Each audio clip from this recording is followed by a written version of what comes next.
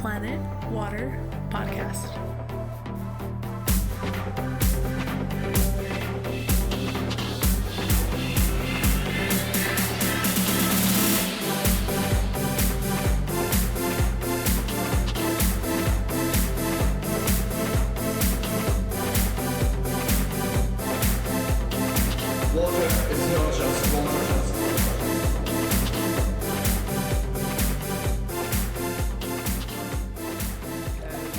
Everybody. Hey everyone. Hello. Welcome to another episode of Planet Water, the H2Know podcast. Which episode, Chance? Episode 9. Jesus, I cannot count anymore because we just did. Yeah, we just did episode 8, and now it's already episode 9. Huh? Yeah, we're just flying through, man. I like this. I really like this. Mm-hmm. And today I'm very, very excited because I have a very, very special guest here, and let's welcome him in a very, very special way, huh?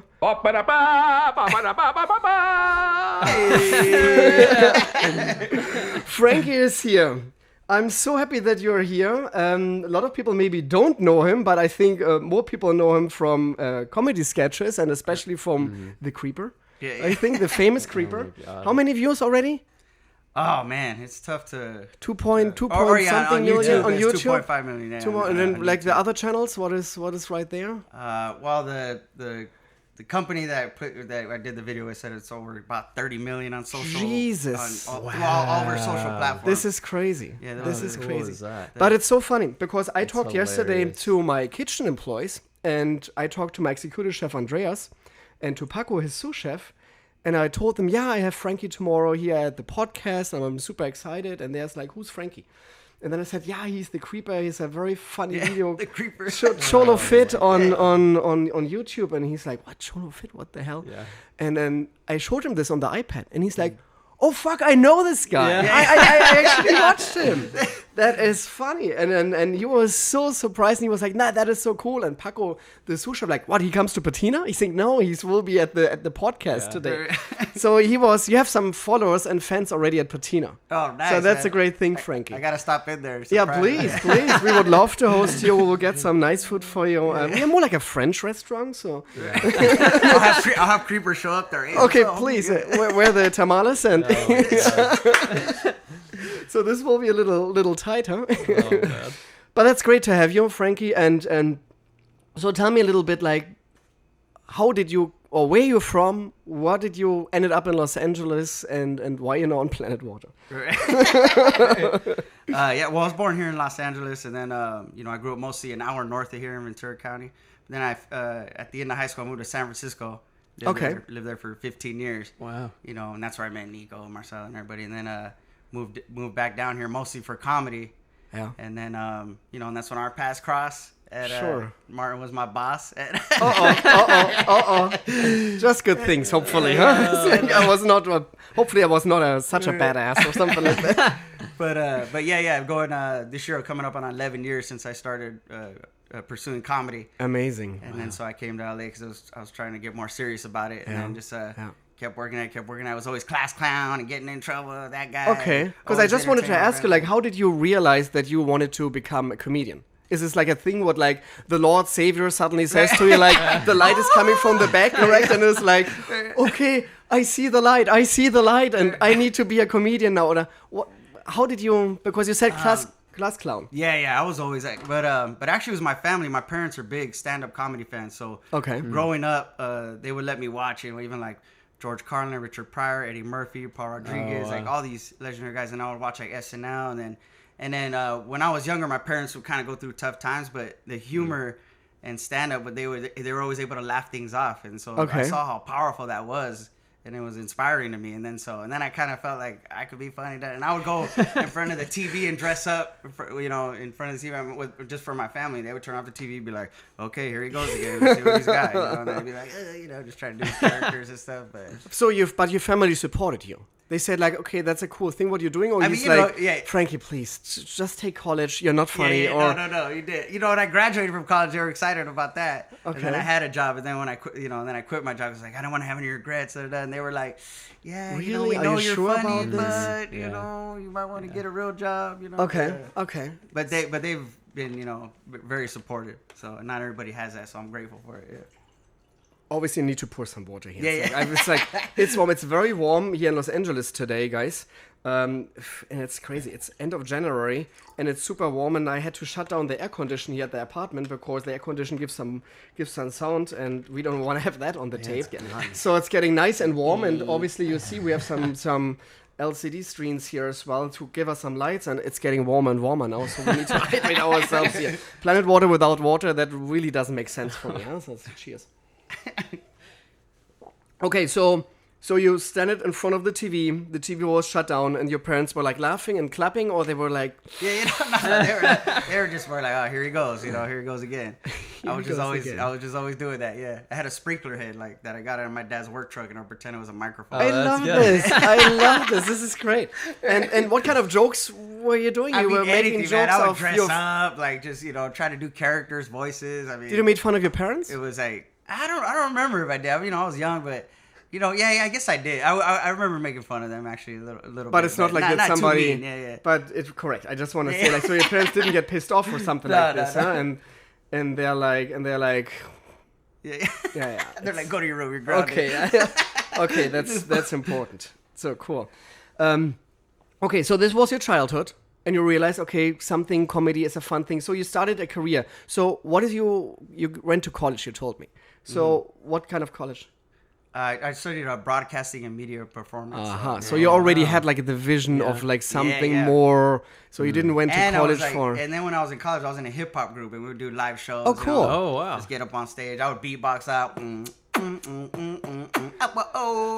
here we go, huh?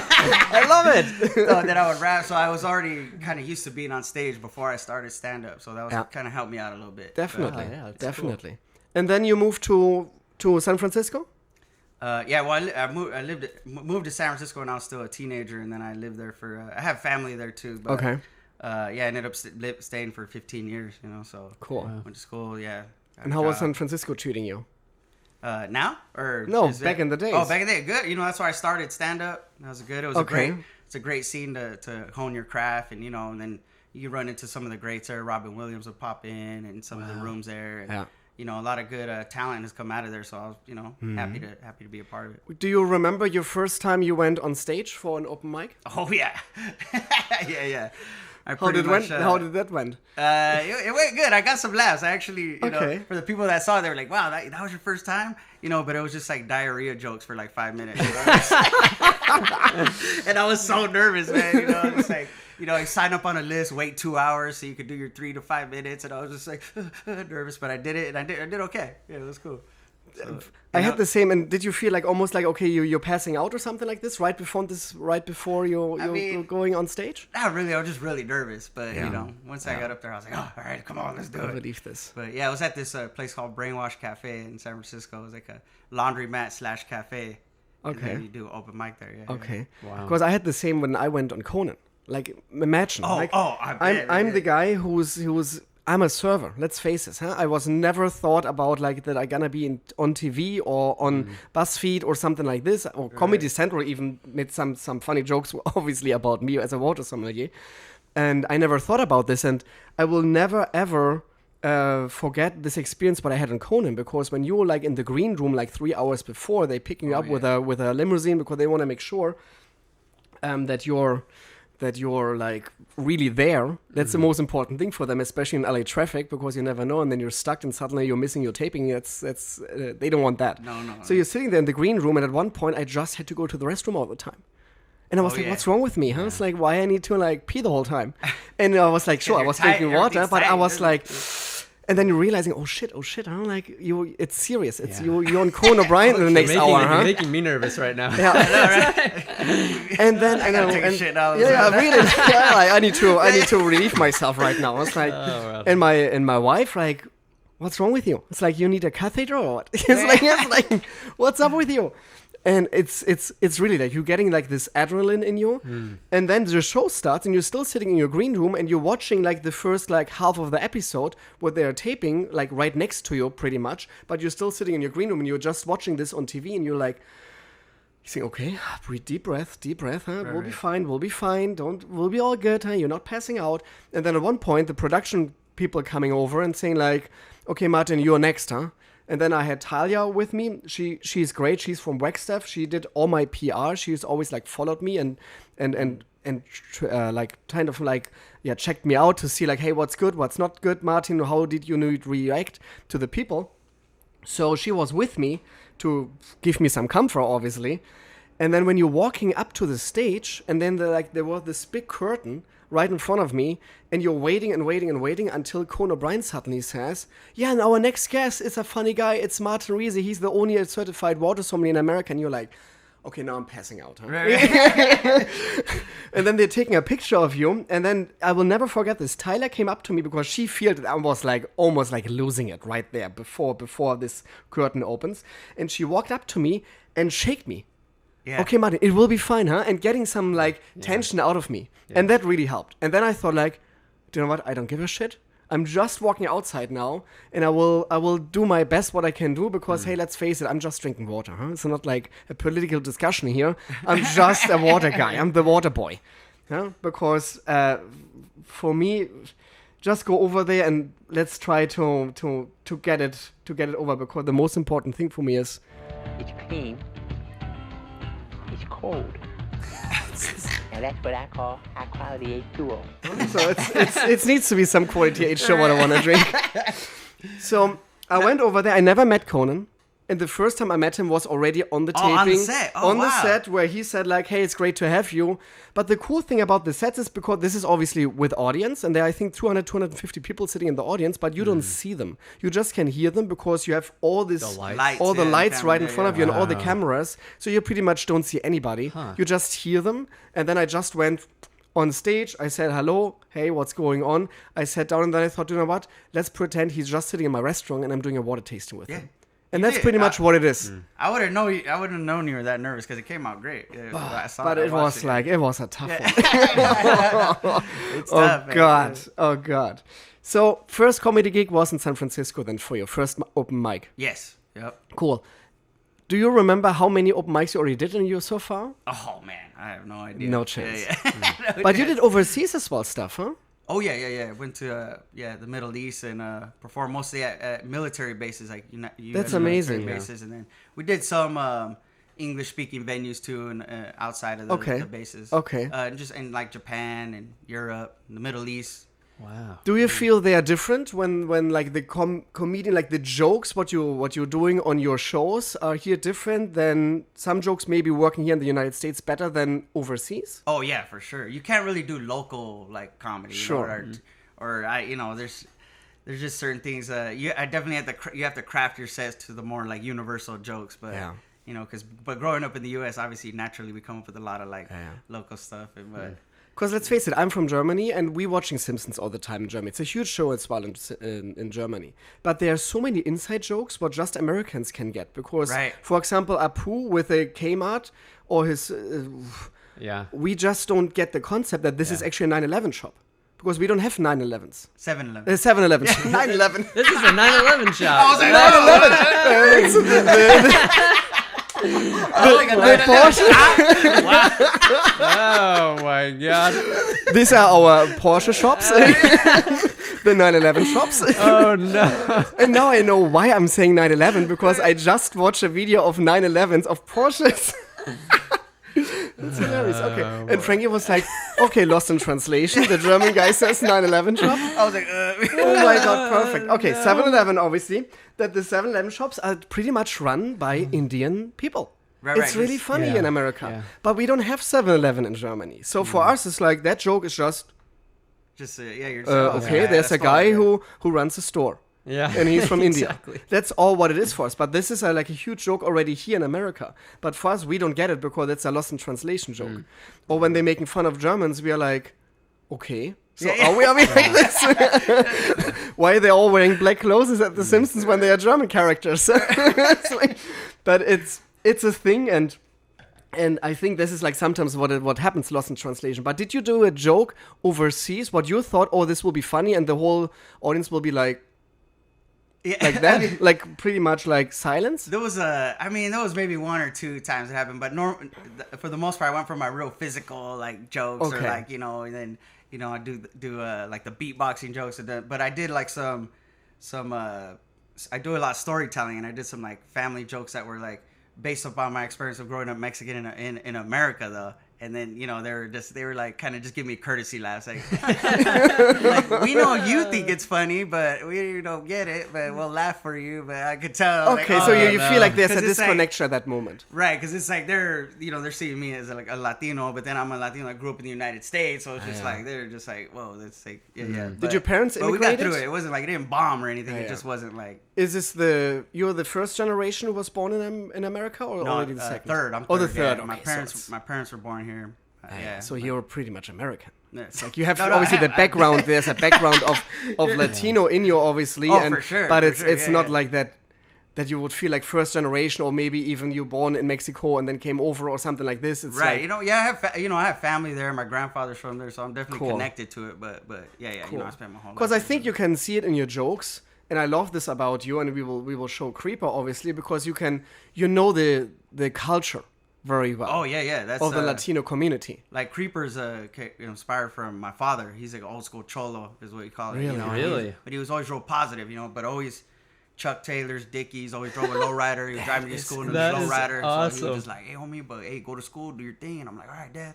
You know, da. So that's where the inspiration. But I think like, but I love what Creeper shows, and we will show it obviously here on Planet Water in a second. What I love is like the passion what you're building into his character, and it's not just like this ghetto guy who is like, hey, I fuck everybody up. No, it's like all about passion. Right, and what right, I feel like, and that's very interesting to hear it from you now, that your father was actually wanted to do the right thing right for yeah. you, and like, hey, be supportive to each other. Let's it's about family.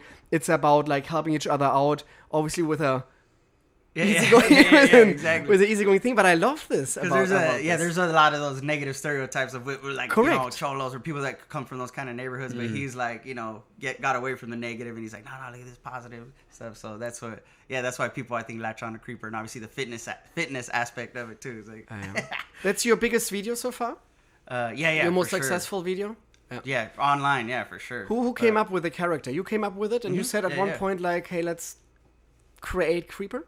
Yeah, I did. The first video I did, it must have been about 7 years ago. You know, it was like an older. You know, he's like, I was developing him. And then we did a video called Cholo Whisper, where this family rescued him from the CRS, the Cholo Rescue Services, and then you know, he was like having trouble getting acclimated back into society. So, but people were like, you got to make another one. You got to make another Cholo. So I'm like, well, what's the next step? Is he got to get a job? I was like, well, what could he do? He's going to have trouble getting a job. And then I go, I know what he could do. He could teach a workout class in the backyard. And then so we did Cholo Fit, put it out. And within 2 days after we put it out, it was just like, just spread like wildfire. So come to me and say, hey, fool, like I did amazing. Cholo Fit. This is really amazing. My gluteus. So we will want to showcase that video, obviously. And let's listen into Creeper with Cholo Fit.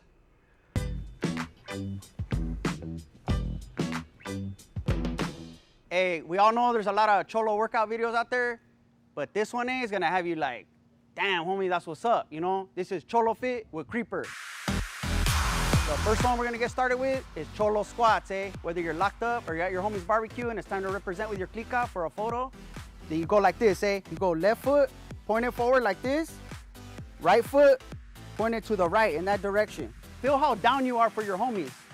And then we're literally gonna take it down, okay? Squat down, bend the knees, keep your back straight, hands on the knees, chin up, feel the power, Now we bring it back up. Feel the power, huh? Feel the power, Feel that burn, represent. We're gonna move to Cholo metric, all right? And this one is a resistance workout.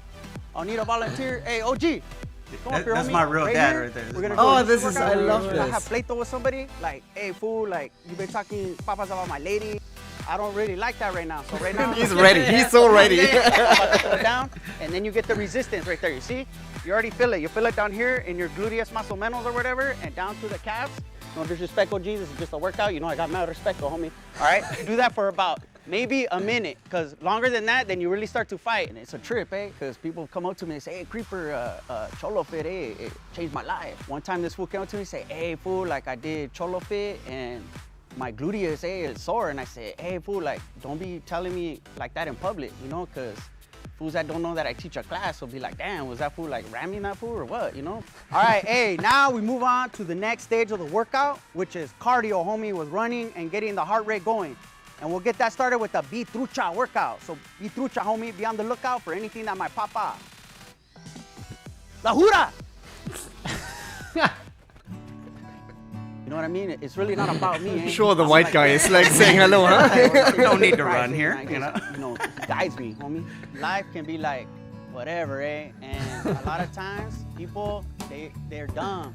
Mira, el güero, hey, that's good technique right there. Hey, you been locked up? You been quitting or what? Hey, nah, just playing. All right, hey, bring it back up. Cholo fit really works you, eh? And sometimes it could really take a lot out of you. I have these energy tamales that I got, eh? It's a special mixture of masa and carnitas that helps with your muscle recovery. And plus, we put a little lightning bolt on it, eh? So that's pretty firme right there, you know? Brilliant. Great job. Great job. Oh that is just brilliant. That is so funny. Wonderful. How long did it took to tape it? Man, not that. I mean, we did it in a day. All the stuff was just improv. Like, and then a lot of those people that were there were just happened to be people that like stopped by my friend's house and were like, "Hey, we're doing this video quick. You guys want to get in here?" And then, I mean, that's how it happened, man. And then, I love this. I thought it was funny, but I didn't know it was gonna be like go that crazy. viral. But you never know. This is like the thing with viral videos. You never know what works and what doesn't work. Right. And I think it's sometimes with Instagram posts as well. That's for me sometimes mind blowing that. I think like, okay, this picture will be amazing and this is so cool and you're so proud of this picture to took and you put it online, nobody gives a shit. And then like a picture where you're like, just like, oh, I'm just uploading something and they're like, yeah, cool, what a great picture. I was like, what? You really like that picture? And this is like what I realized several times already. And I don't know how many videos already. I've been on YouTube, I don't know, 20, 30, 40 videos and some videos are doing very well and some videos are like mediocre. And you thought like, okay, this video has to be really cool. Yeah, it's so funny. I just did one where Creeper over the holidays where Creeper meets with Santa Claus. And I just uploaded it to Facebook thinking just something as people, and then I got 4 million views. That's just Look like, at that. And I'm like, and we just did it, no script, nothing. We just like, and then just have some fun. Yeah. But I think this non-script is always way better. I feel it for myself, and I talked to you earlier, Frankie, when you came. You're saying, let's not script anything in this episode. Let's just flow it, and then we will see where we're ending up with. Right. The only thing what we know is we're gonna drink some water and we wanna eat some Mexican food here. Yeah. But that's all what it is. Huh? The rest is not scripted, and I think that's always the funniest thing. And when I was at Your Mom's House podcast with Tom Segura and Christina, nothing was scripted. I had no clue who they are. I knew that they're existing, but I just went there and we're sitting down and we just like start to drink water and talking. And I think that's always the best about this non-scripted thing. Is it at open mics you feel it like sometimes because you need to react to your audience very fast? Sometimes it's like, okay, suddenly a joke comes to you in that moment and you're just saying it? Right. Yeah, that happens a lot. So improv?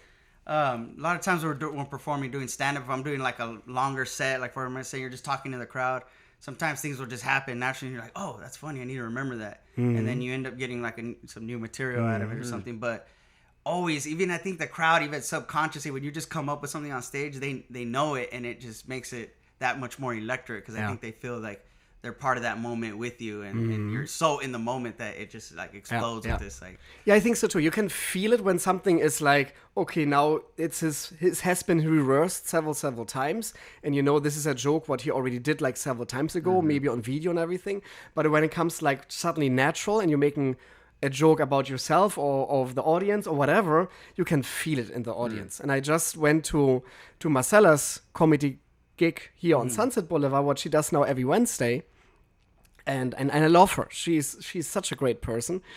And it was so funny to be there to see how this whole thing was like almost like improv too. And it flows suddenly, and Marcella started to make jokes already of herself. And I love this about Marcella because she doesn't give a shit, huh? She's like, it's like, I don't care what people thinking. It's like, I'm just thinking what I think. And this is a great thing. And this should be it. And this is like, leads me to another topic. I think what's a little problematic right now, we see it, because we all know Tom Segura with Disgrace for what happened right now with him on Netflix, that some people getting pissed off about his jokes about Louisiana. We just had a person here from Louisiana, and she was great. Manina I loved her. She was a great person to interview, and it was so much fun, and I loved her juices. And for sure, they're great people over there in Louisiana, but it's a joke, guys. It's a joke. When Tom Segura makes a joke about, hey, let's build the wall around the state of Louisiana, it's a joke because he's a comedian. Right. So, do you want to say something about this? It's like, do you feel like there's some backlashes right now on jokes? Oh man, I mean, so many. Even Chappelle got a lot of backlash from his, his earlier Netflix specials, and then now Tom with his, which is a great special. That whole special I love this hilarious. special. It's amazing. But I think, the most important thing is jokes. These are jokes. You know what I mean? And it's just like the fact that people, we're just way too sensitive now, man. It's like like holding people's creativity back. Or people like. We got to be able to laugh at each other and make fun of each other, or else what are we doing? It's like loosen up. It's like, I don't know, it's just a bad energy. And I know some people do cross the line and go too over the top, but, for like Tom's joke or something like that, it's like, I mean, they're funny, Come man. on, guys, Yeah, and it's just like, I don't know. I think overall we just got to be able to loosen up, man. It's just creating too much of a tight energy. And it's like, we all respect each other. Like, we don't say the jokes like that to like be disrespectful to that thing. It's just because hey, we make fun of ourselves too, and Correct. people forget that because they just want to be like they just want to Yeah. Some people are just bored too, man. How many so many times doubt me as the water boy, and I'm totally fine with this. Yeah, I'm the last person who's like saying, no, you cannot do this. I'm serious, and Adam Sandler was not serious in this movie. I don't care, huh? I don't give a shit. It's like I want to have some fun here with water too, and this is always like what's for me very, very important. Don't do it too serious. Like it's like no. Let's don't overthink the whole thing. Yeah, that's the thing. We're overanalyzing it too much, man. Yes. Yeah. Did you get some hate emails? Yeah, every now and then. I mean, I would say, 95% of what I get is positive. But yeah, I get some emails for sure. And like Cholos, that's a terrible workout. That's not how or Cholos work out. my own, or people from my own community. Yeah, there's like Really? Latinos that are like, oh, you're setting us back, feeding into these stereotypes. Wow. No And it's way. like- and same thing. It's like, first of all, it's a joke. Correct. Second I'm a of all- comedian, huh? I'm not running for presidency. It's Exactly. like I'm a comedian. And it's like, I take offense to that because I was like, okay, so you're offended by Creeper, but that was inspired by my father, So you're saying that it's setting us back, so you're associating success with how we talk or how people Look at talk. that. My father still talks like that. Now he owns 2 houses, and he's an American success story. Good for him. So it's like, so I don't, so to me, I'm like, so you're saying my father sounds like he's ignorant, that's just the way he talks. He worked his ass off. He knows how to make money. It's just like, so I don't know. I understand where people come from because we all grew up differently and different experiences, but like I said, 99% of the feedback I get is positive because so many people could relate to Creeper and they're attached to him, and then it's just like you're making people laugh, man, bringing so much joy and laughter to people. So it's like, but you're always, nothing can be big without some people finding a way to hate it. I think, and this is exactly the same what happened when we were at Riese and Starkby and I started the water menu. I cannot believe how many hate emails I received for that. And I was like, you're like, start a I'm like, water. what the hell? It's just a water menu. It's an add-on option. Huh? I'm not forcing here anybody to drink. And some people called me and screamed at me how bad I am. And I thought, like, dude, I killed your daughter or something. I don't know even what it is. I'm not like giving like a vodka menu to minor children or something and then like trying to get them drunk. No, I'm creating like a menu, an option for people who love to drink the most healthiest beverage on this planet. So what is wrong about a water menu now? And yeah, sure, water has value. Obviously, we need to charge money for it. But again, when people don't want to be charged for it, I'm more than happy to serve them filtered tap water for free. I'm the last person who would judge them. The last person. Even my new water menu, what is coming up in 2 weeks at Patina Restaurant, we will even have tap water in the water menu as a page. And we will... The same what we did with the bottled water, we put obviously no price tag. Price is then $0, and then size is like by the glass. What it's saying, but we put the story where LA Tap Water is actually coming from. We put the taste profile to it. TDS level. We did everything what we're doing with our regular waters with LA Tap as well, because I thought, you know what, Martin, you're not just a bottled water sommelier, you're a water sommelier, and you're serving LA Tap. Why not putting this into the water menu? Right, yeah, it's a great idea. So it's like, and yes, our new water menu goes from $0 to $150 per bottle. Right. $150, and I totally understand. Some people will say, like, are you completely nuts now? $150? Are you nuts? And this was the video what we did with BuzzFeed. $150 bottle of water, it's Svalbardi. right there. It's an ice glacier water, but it's very, very unique. It's an incredible story. It comes in a very cool packaging. It's very hard to get this water. It's a lot of labor involved in that. And this company, trust me, they won't make so much money with that because there are just 10,000 bottles around this planet right now. Right. So it's like Crazy. it's crazy. But people again like. The same with raw water, what we just had. We talked about raw water. I don't know, Frankie, if you even heard this. That's probably the most controversial thing. Yeah, it's a huge controversial right now about raw water.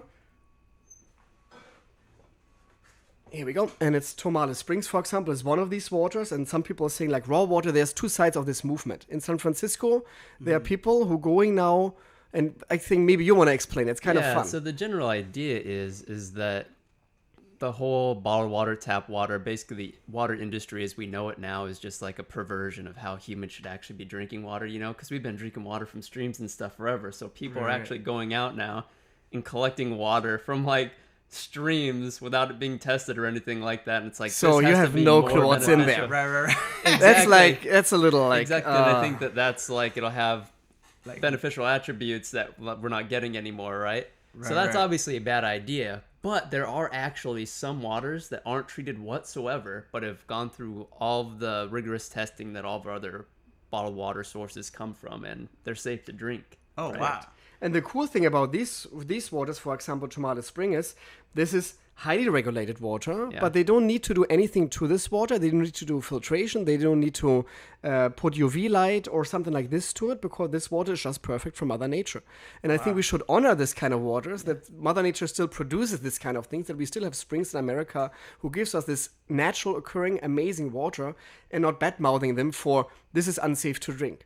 It's not unsafe to drink at all. These guys actually it has deer pee in it. No, it's crazy. Have a patent on the term raw water. Like they patented that term. Yes, correct. Oh, wow. Yes, so they have the trademark. When you talk about raw water, you're talking about safe, untreated Tomale Springs water. And then we found out that in Germany, our natural occurring mineral waters, and maybe you know Gerolsteiner, the brand from Trader Joe's. Oh, yeah. They're all raw waters. Yeah, they're all raw you're the waters, one that actually. tell me about that. Yeah. Every time they put it on sale a lot, so I'm like, oh, that's what I'm talking about. So Creeper's hydrating himself with like German water. What the hell? I have Topo Chico here. I thought like Creeper's is taking this better I love Topo than the Chico, German man. stuff here. Great. So, because a lot of people don't know this, it's a funny thing that I started to work at Riese and Stark Bar back in the days. It was in 2011, for 6 years ago, so almost 7 years ago now. And Frankie was working with me there. I hired Frankie back in the days. And who else, Frankie, worked with us there? Because a lot of people are for sure blown away when they're realizing that this is like the commie factory of Los Angeles over there. We always talk about that too. Me and Nico, Nico Santos, who you know from Superstore. Yeah, he's Mateo, the character Mateo on Superstore. I think they're in their third season now, but he was the one that was like, said, right when I moved down, I was like, hey man, I was looking for some work, and then boom, I remember I sat down with you and you were like, how do you know Nico? I'm like, we do comedy together. You're like, okay, when can you start? For me it was, and I have to say this, and I don't want to piss anybody off, but I have to say comedians are very hardworking people. Very hardworking. I had some actors already in my history too, where they thought like, okay, I'm an actor, and I'm not really interesting to work here because I want to continue with my acting career. There's nothing wrong about it, guys, to have a second passion. I'm a general manager of a restaurant, and my passion is to drink water. I totally understand that you always have second passions. I totally get it. But I had a feeling sometimes that actors are a little bit more on the entitled and lazier side than comedians. And comedians are very, very hardworking people. And this is very interesting. I don't want to say, again, I don't want to say that actors are not hardworking people, but in general, I felt at Riese back in the days that my comedian people were all... just took the day job more seriously. They were so working their asses off, so working their asses off. And I had, the best time with my comedians, and obviously they helped me too, to be maybe a little bit more funnier and don't take it too serious. And I have to say, they helped me as well with Conan. I told Nico back in the days, saying, Nico, give me shit, huh? I've been on Conan in 2 weeks. I need to train a little bit. What he maybe could say. And Nico started to make fun of me. And I started to reply to him. So it was, I did a good comedy training from Nico, from Frankie, and from Marcella. And this is great. And Marcella is now a writer for the Bill Nye Show.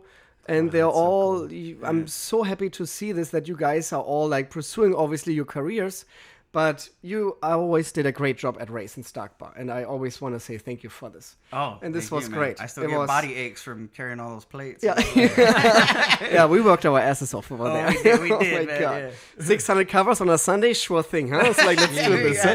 Let's do this. That was brutal sometimes. Oh, gosh, yeah. Did you feel like, what's your best audience? Oh, man. I don't know. I love getting in front of any kind of audience. It was like, it's funny. I get hired to do the most random gigs, and then sometimes it's places I wouldn't expect. Just last week, I went with me and Louis Katz and Shang Wang. Shang Wang writes on Fresh Off the Boat on NBC, and then Louis on HBO. But his grandfather turned 90 and lived in a retirement home. So the retirement home hired us to come do a show. Wow. And it's like, they were like, there's people walking up in their walkers, everybody. But they filled up this small theater they had at this retirement center, and I'm like, this is not gonna be good, man. Like, this will be like. And we weren't allowed to cuss, and I'm like, dude, this is not gonna go good. Oh, no. We go up there, the show couldn't have gone better. Really? They were dying. I don't want to say they were dying. Hopefully they didn't do it. But it's funny. We're calling it in the restaurant business. We're calling it cold departure. Yeah, when somebody dies, a cold departure. When somebody dies during the restaurant or hotel experience, that means like Nancy, my wife, she works in a hotel. She had this twice already in her career. She had a cold departure. That means there's people who, it's actually a very, very sad topic, who committed suicide in a hotel, and she had this twice already. Wow. It's very sad. It's very sad. It's not fun, huh? So something is like so bad. And again, guys, like, and I understand, like, when you have thoughts about this, please get help, huh? It's like the world is so beautiful. Yeah. And I don't want to even get like back from obviously that topic, but I think like it's important. That is how you dampen the mood. Yeah, but it's important to say, like, guys, there's no reason to go away from this beautiful planet. Listen to Frankie, and you will light up your day. Huh? So you went over there to the the retirement to the advanced comedy store. Anyways, it was just like, because you were asking what my best audience is, but I don't know. Now that things are getting bigger for me, I've been surprised at because normally I'd be like, oh, it's people that have just come to my show, or other people that are, grew up how I did or have the similar background. But now, as it grows, it's eye opening to see how many people can actually relate to your stuff and be funny. And then you get better at like catering to the audience. But to have like a whole room of 70, 80, 90-year-olds, just like, they were dying, man. There was a few of them that had to take a nap in between some jokes, but they woke back up and were back into it. But it was, they would just be like, they'll get back up and, hey, okay. I'm ready. I'm still here. It's at a little commercial break. It's okay. But it was fun to see that. They were so appreciative too. But I've been fortunate enough to been all around the world and be able to pull it off and make people laugh. So I'm really grateful for that. It's a gift, I think. It's a gift, and let's face it, all doctors are always saying it's so healthy to laugh and have a positive mind. And I think you guys are kind of like physicians, doctors. Right, yeah. Because laughing helps. And there are studies been done in Germany all the time where now people like who have a very positive energy, or like comedians or something like this, going to hospitals and trying to light up their days for people, because they understand now that this is a very important treatment to people who facing like very bad illnesses. It's very interesting. Germany is really like doing this and giving comedians the opportunity to go to hospitals now to light up their days. We get it, Martin. Germany's the coolest. No. For sure this thing happens in America too. Huh? But it's a cool thing. I think I love this. I love the idea. And positivity is the most important chemicals thing. Move in our brain when we laugh. There's science behind it too. So that's crazy, man. Why not doing this? It's great. Did you had like an audience where you said like, okay, that really doesn't work now? And even people like calling you out in the audience like, hey, you are not funny, Frankie, or something like that? No, you take it suddenly seriously? I think we've all had like our worst set. My worst set was maybe like 6-7 years ago. I'll never forget it. And it was just like in front of this birthday group. It was all black audience, and there was just like this East Oakland group, and the birthday boy was wearing like gator skin shoes, like a pimp hat, And then, you know, I do sometimes those crowds, even like all black or all Latino crowds, could be real homophobic sometimes. And I used to do this joke about a gay gangster hip hop group. And then sometimes they would love it, sometimes they would hate it. I did it, they turned on me, and I couldn't get them back. I couldn't get them back. They were like, nope, we don't do that gay stuff, boy. And da-da-da. And then I was just like, so I was scared the rest of my set, but I was just trying to get them back. They're like knuckling you down from the stage or something. Yeah, they were like a hood crowd, you know. And then one dude got up, he's like, man, you ain't funny. And I was like, oh gosh, please, just let me get through this. But yeah, that was probably my worst experience ever, man. And then I was scarred after that, yeah. And it's funny too, because years later I ran into a guy that was there. He's like, "Man, I was there that night. It's so good to see you, man, because now you're killing it." You know, and I'm like, "Oh, dude." And we gave you shit that day. So you went home with security and called the SWAT team already. And oh man, it was so I was scarred. It took me like a month to get over it. Really? But, yeah. And are you really like after this kind of experience, you're like, oh fuck, I need to go to the stage again? And like you're like, oh yeah, it was. I was almost nervous getting on stage for like for 3 weeks after that, you know. I believe this, but I needed it to get. It was. I got better actually from it. I think we all, you know, have to have like a set like that. That's like just like so like it just you feel it through your whole body, the pain, you know, and you're just like. I'm emailing every veteran I know, like, hey man, here's what happened. What do I do? And they're like, hey, take it easy. Here's do. And they give you advice, kind of mentor you. But it was a big, you know, learning process. No, it's not. I believe that it's not fun when you're trying to be funny and you're not funny suddenly for the audience. Huh? It's like that has to be. That has to be. Oh man, terrible. But now I feel good. I feel real confident going out. I was just in the Midwest. I was in Indianapolis over the weekend, and you know they're letting me headline these clubs now.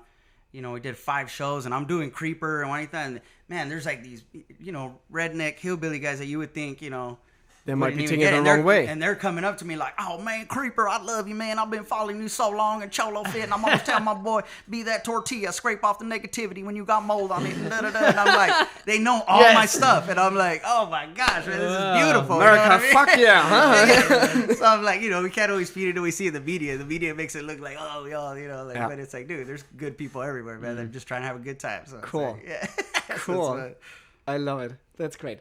Okay, I think I'm thirsty and all the glasses are empty here. We need to drink some water and I'm actually hungry. So because we saw Creeper. What is Creeper's famous favorite food? Oh man, I mean, you know, he likes everything. I mean, he's got his energy tamales and his smart chata, which is horchata, but it's his own brand, smart chata. So yeah, God, there's a brain picture you know, on the cup. Yeah. I got it. I got it. Yeah. I got the inside joke right there. I checked you out, Frankie. So I tried to get tamales. Was not possible. I went to this new... yeah, because Christmas just finished, man. So it's like everybody's sick of tamales right now. I think so, yeah. Because I went to Cactus. It's a very, very good taco shop here on Vine. They just like remodeled and they went to a different place. Very cool place. And I said, like, okay, I need tamales. And they like looked at me like, yeah, we don't have that. I think, what? Really? You don't have this? Jeez. Okay, so I got some quesadilla, I got some taco, I got some burrito. So it's a good thing. The funny thing is, we Germans don't eat Mexican food on a regular basis. We don't have that really in Germany. It's so funny. We have more Turkish food. That's our influence. But we barely have any Mexican cuisine or Mexican food. It's not a famous thing in Germany. Yeah. So for us, like, everybody eats Turkish food, like the doner kebab style stuff. This is like our street food. But it's so funny. The first time I experienced a quesadilla was here in Los Angeles in '99. I had no clue what that is even. I was like, okay, it looks like a pizza. But like from both sides baked or something like this. I had no clue what that is. When I was in London, really wasn't any Mexican food either. No, it was like not a lot of Indian food and a lot of like kebabs. Yeah, we like Indian food too in Germany. Yeah. So, okay, so we want to do some taste tests if Creeper or if Frankie obviously can see the differences in water. And we want to pair then the Mexican food to some cool dishes here, what we presented. Okay, so we already had Fiji water in our glasses, but let's pour a little bit more Fiji. Let's talk a little bit. What do you think, Frankie, what Fiji tastes like? To get like the 101 of water now a little bit. Hopefully you paid attention back in the days at Riese. I will be super upset about you when you have no clue now. I'm just telling you, I'm straightforward here. You've been to my training. When you fuck this thing up now, Frankie, I will gonna kill you. Cheers, guys. Okay, what do you think about Fiji, Frankie? What is this for water? Is it salty? Is it bitter? Is it smooth? What do you think? No, I think it's smooth. Yeah, I think so too. I like it, yeah. I like it too. Fiji is a good starter water always for me. It's my go-to water in a grocery store. I like that water. So we got some. What we shall start? Because I'm like the last person who should judge like where we should start with. We have chicken quesadillas. We have beef burritos. We have a chicken taco, and then obviously, what did Chance brought? This is a very authentic curry tiger burrito. Jesus, It's vegan. Vegan, Just like my abuelita used to make. Yeah, exactly. Vegan burritos are very. Frankie's father will be so proud of him. Yeah. He will like, yeah, that's my man right there. Are you familiar with the seminal work Blood In, Blood Out? Oh yeah, of course, man. Come on. Yeah, we quote that all the time. Yeah. Vacas locas forever, Yeah. carnal. Patos locos forever. Yeah. It was funny too. Yeah, you know Miklo in it, the white. Yeah, white dude, exactly. Yeah. So classic, the German guy has no clue what's happening right now here. Yeah. It's like I'm said- sitting here like, okay, I have no clue you'd what be you're like a talking Miklo. about. Yeah. Crazy cows forever because I don't eat meat. Yeah, be brave. Okay, let's start with the vegan stuff. Come. Cool. And This we is when we probably the digging lightest. it when we digging in the These are the, actually really good though, as Okay. far as vegan burritos are concerned. are they a have little like are they a little spicy? they have spice to them, but they're not like hot spicy. Okay. It's just like it's Because curry. Nancy, my wife, doesn't eat any spicy food. Huh? She can't handle spice. She's like blowing up like a Christmas tree And what I when tried she to eats do, I spicy food. found a recipe for vegan chiles rellenes, and I didn't wake up early enough. Rayanos. Rellenos? Rihanna's? I didn't wake up early enough to make them, so I'm trying to make them, and it just turned out horrible. So I'm like, all right, I'm gonna go to the grocery store, get some vegan burritos. Okay, vegan burritos from the grocery store, nicely cooked in my microwave. So we are really doing it the right way They're today. packed full of protein. Not bad actually. They're actually really not bad. Yeah, they have Would like you? lots of tofu in there, lentils. They're getting Peas. better and better at vegan food, man. It's crazy. When you would not think that they're vegan, I would say like, yeah, it's a Yeah. decent. No, bro. decent vegan. You know Craig Robinson. Yeah, sure. So yeah, I've been touring with him for like 2.5 years, and he went vegan for a whole. It's been over a year now. No way. So we'd be on the road. Before it'd be like, chicken wings, everything. Now it's like we go find the local vegan spot and we just eat vegan for the whole weekend. Dude, that's actually the same exact story for me. I went vegan a little over a year ago, and I was all chicken wings. Yeah. Yeah. He was the chicken wings king. Dude, I was. Yeah. I've like He tasted, and his whole life, what I did, like with 1,000 different things, I think 1,000 different restaurants, he went just for the chicken I'm wings. a chicken wing connoisseur. Yeah. He's the chicken wing sommelier. But they have some chicken wings now at some like actually Thai places where I find them the most that are like the best quality. They come on sticks, and they even I don't know what they use, like rice paper or something. Oh, right. But the skin is like really crispy and tastes Right. like real chicken skin, and they're like That's the most almost important thing. Huh? I think that is Yeah, like the the texture, the texture of the skin Exactly. and then the moisture of the meat. Yeah. That's the key for amazing chicken wings. And when you have like a chicken wing just like cooked up in some sauce, barbecue sauce for I don't know how many hours, exactly it's not tasty. Huh? Exactly. So I totally get it. I dig this as well. The Asian place is having great chicken wings. I love this. Okay. I have Iskilde now in there, Frankie. It's a different water. It's a water from Denmark. It has a little bit more minerality because I think the feature was a little flat to the burrito. The burrito is very powerful in taste. We needed something a little bit more, Oh yeah, this one. a little bit more heavier on the palate. But where's my meat burrito? Here we go. I need some meat. I eat everything. Frankie, you want to grab in there one? And then I think you have some napkins behind you. Oh yeah, I got something right here. Yeah, sorry guys who are just listening in. So please always check us up on YouTube because then you can actually see the videos, what we're doing. Oh, that looks good. I don't want to. Oh, Jesus. No, I messed my whole hand up already.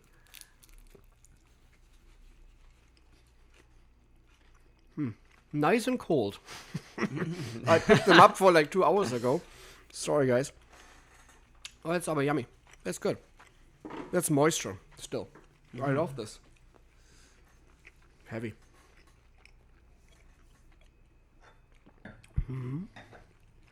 I like this good. It's a good water for this. But I have to say, because the Mexican cuisine is very rich in flavors, I think we need sparkling. the still waters are not 100% there for me. It's fine now, Esquildo, and Fiji was fine too, but I think we need sparkling. We need something a little bit more. Yeah, definitely. We need something a little bit more on the heavier side. It's a big difference between this and... Crazy, huh? Yeah. And Fiji has a TDS of 222, a lot of silica, therefore it's very smooth. And then Esquilde, Danish water, 410 TDS. So TDS again for you guys, total dissolved solids, how many mils actually combined in the water. The more mineral content it is, the higher the flavor and the more stronger the flavor. And Esquilde has like this smally earthy notes, and I think it fits very nicely to the meat. I like this umami taste. But I think we should go to Topo Chico. Yeah. Very nice. I've never had this water. Let's do some homies water here. That's a big thing in Texas. Oh yeah, I was just in Texas Topo 2 weeks Chico. ago. It was everywhere. Yeah, that's everywhere. Yeah.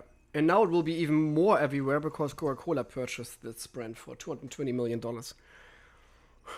Yeah, right? What was it? Who was it? Coca-Cola. Right. Oh, wow. Just wait, like a couple months ago, right? Or something Yeah. like that? Yeah. 220 million. That's crazy. Wow. Cheers, Topo Chico. It's a heavily sparkling water, but it cuts through the richness very nicely. Let's get some quesadilla going on here. You're still fine with your tofu burrito? Oh yeah, it's great. Oh, okay. But there's no spice whatsoever, huh? No, I really. think that's not spicy. Let's face the thing. Huh? It's not spicy at all. When this is spicy, I'm like, yeah, right. God, with some guacamole. I love guacamole. I'm addicted to guacamole. So good. I love guacamole. That really looks awesome here. Did you know about guacamole's vegan? Did you know about guacamole before it came from Germany? Yeah, but it was, again, it's not a big thing. Yeah, we have guacamole. We have Mexican restaurants in Germany. It's not like that we don't have it at all, but It's just not popular. it's not that popular. Huh. Like, again, Turkish food. I think what's funny is when Mexican chains try to go to Mexico, like Taco Bell and stuff like that. That's pretty egregious, you know. That's yummy, huh? The quesadilla is great. Oh yeah, Topo Chico is way better. I love the sparkliness, and it really helps to clean your palate, and it refreshes your palate way nicer. Because again, Mexican cuisine, beans, all this kind of things, I it's feel all like very, very it's rich. popular to put like lemon and stuff on like Mexican food, and this has like that citrusy taste Yeah. to it. Yeah. Again, there's like you're something there. putting a lemon and everything on this kind of food because you want to cut through the richness and the acidic notes, and you balance out then the richness of the food with the acidic notes of the lemon. And I think now with acidic waters like Vichy and Topo Chico, who are slightly like this acidic mouthfeel, what they have, I think that's great. I love this. It's way better option. So and it's so funny because for me, I'm more like into still waters, but I have to say to Mexican cuisine, I would always drink sparkling. It's way better. Tastes way better. I agree. I like that. Here, let's get some Vichy. And I think we need by Vichy because this is like a super high mineral content water. So Conan spit that out. Frankie? Oh yeah. Oh. I remember. It tastes like the Pacific Ocean. It's very salty. But I think this and then I would taste it first, Frankie. And then let's go back to the meat burrito. I think this would be fun. And then taste it again. Oh yeah. It is salty, huh? And let's grab another like burrito from the back there with the meat, because I think what will happen, because when you're tasting Vichy by yourself, it is slightly, it's salty. Not even slightly. It is salty, that water. But I think the richness of the burrito now, and there's a lot of umami taste, and there's some salt as well from the meat. This will be great to balance it out with the salty notes of Vichy.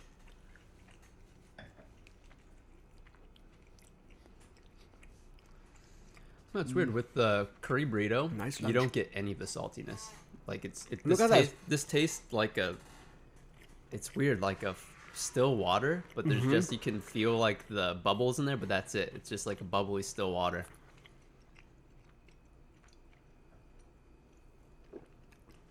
Yeah, it's not that salty anymore. It's so funny, huh? How this water changes suddenly. And it doesn't have the like acidic notes of the Topo Chico. Correct. I have to say, from all the pairings right now, I love Topo Chico the most. So do I. Yeah. It's very interesting. What do you think, Frankie? Yeah. I think Topo Chico was the winner. And again, it's all about terroir driven. And Topo Chico comes from the same region than the food is originally from. And I think that's a perfect pairing right there. So Topo Chico is a really good water for Mexican cuisine. I love it. And I love the high content of the sparkliness. Because you want the heaviness, sparkliness. Yeah. Vichy is too flat for me already there. It Exactly, feels yeah, like it feels flat. It feels flat. I love Topo Chico. That's a great thing. Love it. That's nice. Feeling hydrated here now. Sparkly. That's why I shot out when you. Are you into water, Frankie? Or you're more Yes, like into sodas, or you're drinking many wine? You know how many times I mention your name to people? Like I get so upset. Hopefully in the positive way. No. I get upset with people when I'm with them and then they buy. You know what? There's one thing. I've been traveling a lot this last couple years, and one thing that upsets me is airports. They mostly carry just purified water, and and then I'll have to walk from one side of the airport to the other just to find some Evian or something, or even Arrowhead, which is like, 'cause it's like. And so many people think, oh, it's just water. I'm like, no, dude. And then, obviously smart water is like I'm not a fan of. But yeah, airports, man, they need to stop. Crazy, It's huh? all Dasani and Aquafina. And I'm like, all these people are traveling and they probably need hydration the most. Sure. And this is what you're... Yeah, the problem is obviously that the big corporations like Coca-Cola, Danone, Nestle, Pepsi, all this kind of things, they're doing partnerships with all these outlets. Right. And then they're mandatoring which kind of water you can carry. And I had a guy from Coca-Cola from Atlanta, like a bigwig, obviously, at Patina. And just like to see the venue because they were checking out the music center and all this kind of stuff. And then he came up to me and I've been introduced to him from my purchasing director. And he said like, oh, this guy is from Coca-Cola. And, oh, you should meet Martin. He's a water sommelier. He's totally into beverages. And this guy from Coca-Cola, oh, that's so cool. And that's very interesting what you're doing. He's like, yeah. And then I told him, it's too bad that you don't have any water in your portfolio. And he looked at me like, what? Oh, no. Oh, my God. And he's like, no, we have. He's like, no, you don't. No, you haven't. No. You don't want to tell me that smart water is water, huh? He's like, he completely like, what? He's like, yeah, no, it's sorry. It's like, don't get me wrong, please, like but you're going like... up to a comedian and going, it's unfortunate you don't have any jokes, He's like, what? Yeah, he didn't took it so well, I think. And I still have his... Straight over talking shit to him, yeah. I gave him my business card. He's saying, when you need any help with some water, I'm more than happy to help. And I think he just, like, for sure burned it right away or something so like funny. this. Well, then they bought Good Topo for you, Chico. man. No, they bought Topo Chico. I don't know. Maybe I have some influence from them. He's saying, no, it's all about spring waters They for didn't me. give you some of that 220 million. Yeah, no, absolutely not. But I'm sorry. It's like, oh yeah, they were a little pissed off. Doesn't matter. Cool. So Frankie, what's your plans for the future? I'm just touring right now. I'm working on 2 other shows that are in development, but then we're just finishing coloring, editing on the TBS sitcom that we got. A TBS sitcom? Tell us more. What is that all about? So it was a group of 4 of us. We met. Two of us went to high school together, but all 4 of us met about 10 years ago in San Francisco. And we 3 of us lived together here in Los Angeles. We moved to Los Angeles, and then we started a web series in our apartment. Just kind of experimenting. And then it kind of started showing it at shows, and it kind of people started to really like it. And then some industry saw it, and then we started getting some of the videos commissioned. And we worked it up to 10 episodes of a web series. And then, long story short, TBS ended up giving us a pilot. We shot the pilot, and then it took them 6 months. We didn't think they were gonna pick it up, and then 6 months later, they ordered 10 episodes. That's amazing. So they built a replica of our apartment in a stage in Burbank. That is nuts. Way. That is nuts. And when they first told us that, I was like, okay, it'll be like close to it, or I mean, it was like right on. Like it was like the crown molding, the dirty spots on the wall. Does it feel completely crazy when you're like walking in there and you're like, holy fuck, it's like the Twilight Zone right now here for me? It was exciting and really creepy too. And we were working really long hours, like 12, 15-hour days. And then when they finished the set, we would go in there to write and just to kind of put the energy in there. But we were so like delirious and working long hours, like twice it happened. Two of us got up and tried to go to use a restroom, but we're like, oh shit, there's no plumbing, you know. Or like, going to the like, bedroom is like relaxing. It's like there's no bedroom. Because even the restroom looked like our restroom, but there's no plumbing, you know. It's just like a toilet seat right there. This is crazy. Huh? This is crazy. But yeah, but just pretty much us, a bunch of no names, and then Annie McDowell plays our neighbor, who you know from like Groundhog Day, and you know, she's. Yeah, I saw some posts with her. What you did. Yeah, this is great. No, this is amazing. I'm so happy for you. And when is this gonna be launched? Do you know already? We don't have a premiere date yet, but it looks like it's gonna be this summer. So and what is the show called again? It's called My Roommate, My Friend. My Roommate, My Friend, guys. So watch out, TBS, My Roommate, My Friend with Frankie in one of the main characters, obviously.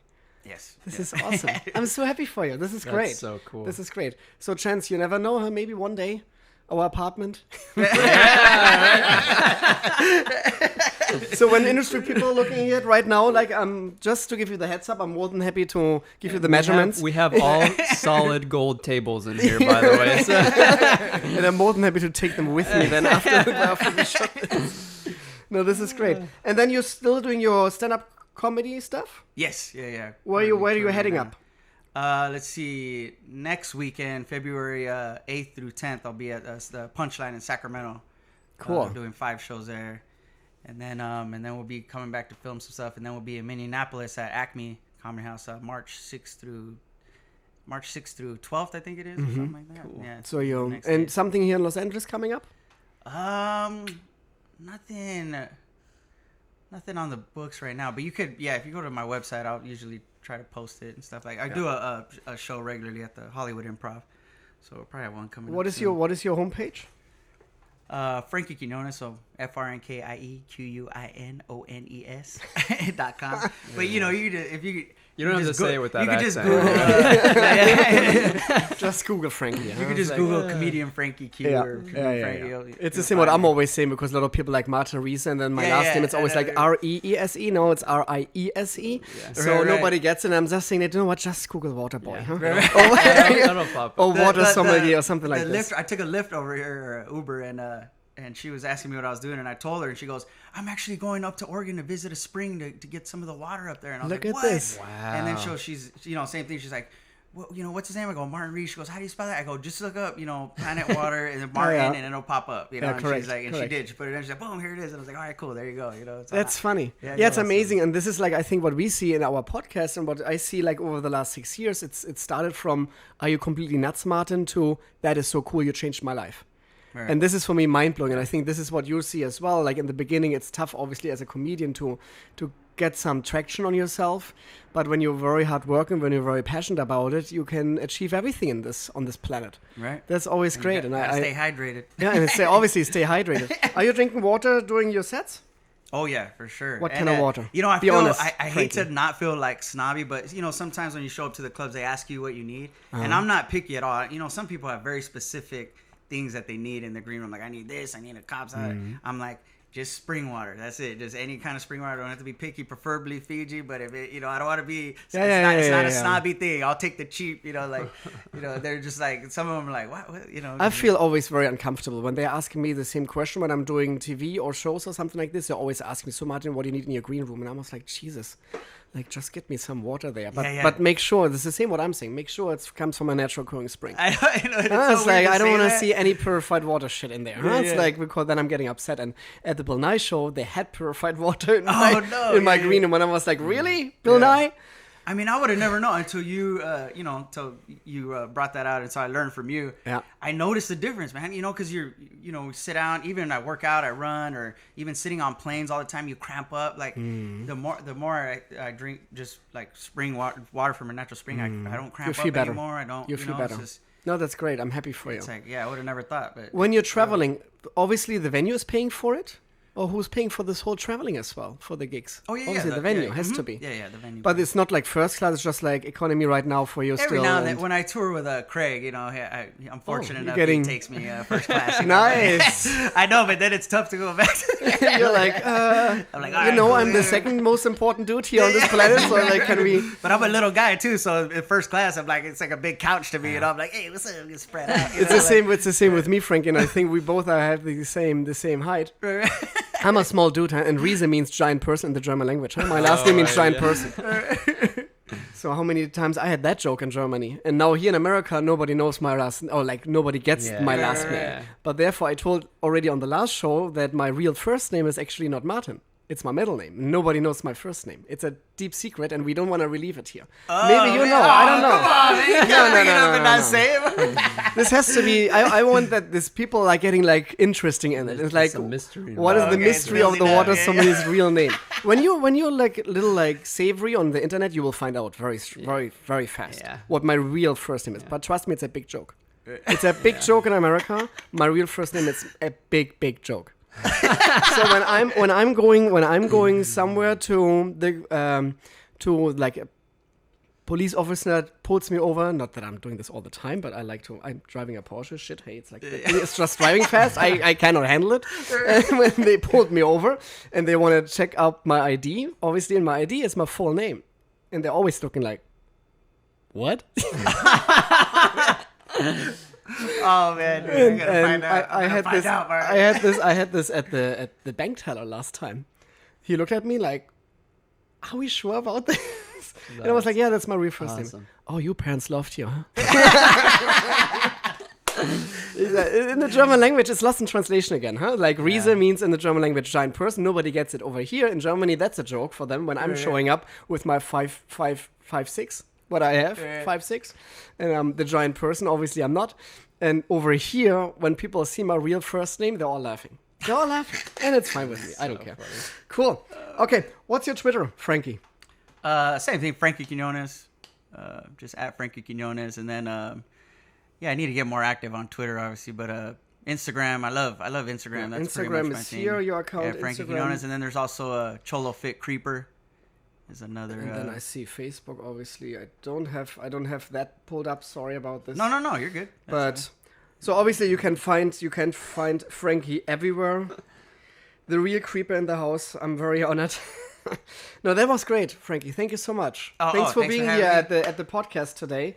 That was so cool to have you here. And let's see who's showing up for episode 10 already. So we're doubling digits now. Crazy. Oh, congratulations. But I heard there are some cool comedians will come in the next 2 months or 3 months. Sharp. It's always tough to get you guys obviously over here to the podcast because my schedule is very tight. Your schedule is very tight. We're trying our best, my lovely listeners here now, to get that obviously cool and funny, interesting people obviously to the podcast. But it's a very time-consuming thing. And trust me, it's not that easy to produce a podcast, guys. It's not like that you're just sitting down there and like, oh, it's fine, because this whole post-production is actually a pain in the ass. But hey, I got some waters. It's all fun. It's good. I love this. But again, thanks again for listening in. Hopefully you stay 30. Show up to Frankie's thing. And oh, Frankie, one more thing. Marcella is doing her live gigs, obviously, with ladies only. Yes. On Wednesdays, obviously. You have a lady character. Oh, yeah. Who is that? Juanita Carmelita, what's that? Here we go. She can be there. Yeah. She said, I've done all female shows. I think it's totally fun. But now everybody being so sensitive, I don't know. My God. No, come on. Let's have some fun with water, huh? Okay. And remember, guys, water is not just water. We're here to hydrate you, hydrate yourself, and let's have some fun on this planet. Cheers, guys. Thank you so much for listening in, and see you next time. Planet Water Podcast.